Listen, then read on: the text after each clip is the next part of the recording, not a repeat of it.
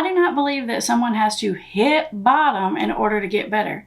But I do believe that it has to get uncomfortable, because it's pretty much a law of human behavior that people do what works. They seek pleasure and avoid pain.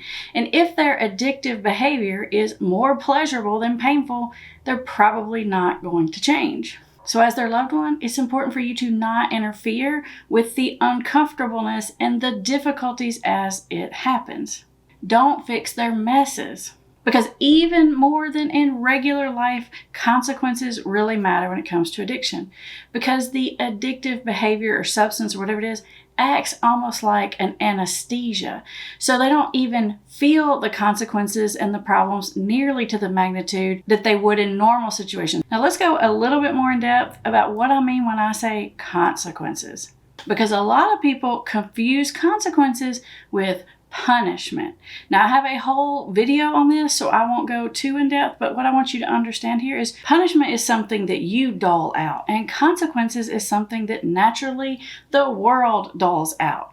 Like, for example, if your kid is failing their classes, the consequence is that they fail the class. The punishment is something that you do at home, like maybe they lost their privilege, they can't play their video games, or they can't have their phone, or they can't drive their car. That's a punishment. I'm not talking about punishments in this video. We're talking about consequences, because punishments actually hinder learning and development.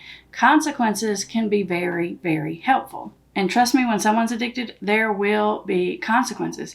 Sometimes when it comes to addiction, those consequences don't come as fast and they're not nearly as big as we, the family member, actually would like for them to be. Believe it or not, the world will give your loved one more chances than they probably should get. And the biggest frustration with this is waiting for those consequences to come.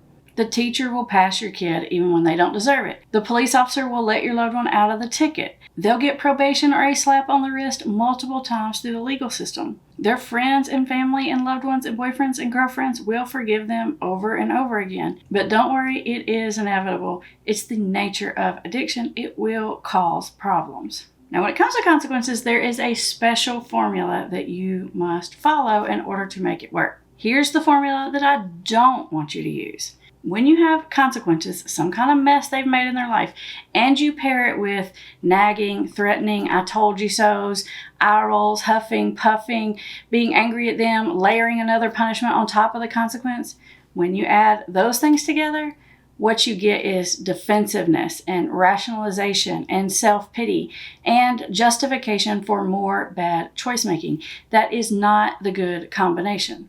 What is the good formula or combination is consequences plus empathy. Now that is a formula that works. When your loved one runs into those inevitable difficulties that they're going to encounter, if you can meet that with empathy, but not fix it, but empathize with it, now you have the right combination that promotes learning. It's strange, but when someone empathizes with our difficult situation, it's like it makes us feel safe enough to be able to contemplate what actually happened and learn from the situation. The empathy literally turns down the volume on the emotional part of their brain, which is extremely important because when the emotional volume is too high, guess what? The thinking volume is very low. So you want to turn down the emotional part of the brain so the thinking part of the brain can activate. It is literally biology. Now, I'm not saying that one consequence plus one empathetic statement is going to get you the result. But if you can do this fairly consistently, they're going to start to see that the addictive behavior doesn't really work for them anymore. And in fact, it is causing them more problems than it's helping them. And knowing that is an absolute requirement, necessity for someone to get and stay in long-term recovery. Now, where this can get a little dicey and really difficult for you is when their consequence becomes your consequence. Because when their consequence becomes your consequence, it's going to be really hard for you to just let it sit there and not fix it.